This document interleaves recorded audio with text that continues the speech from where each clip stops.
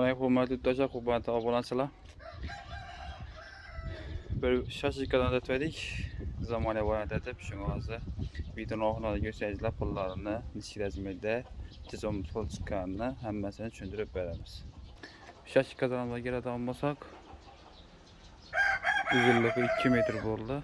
Sizlere bir hazır ezmirleri bilen dolaştıralım. Şaşırtmadanımızı yenine geri almasak, 28 uzunluğuna geri almasak 2 metre oldu. Ponni 60 tane şaşırtma sığırdı.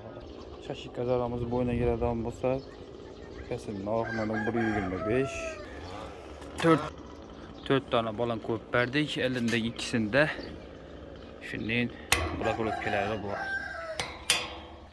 Birine gelden bolsak desip kalkıp veremiz. Şöyle odun kömürlerini koklarlar. O yüzden gerek bu polkede bağlan bolsa şaşık bir şey. Üstüne düğme kotlarına koyup verelim. 2 tane tutka koyup verdik. Şöyle tuvalet balığı yine para verelim. Şu duruşunun geliş ağlarını 1.200'den gelişemiz.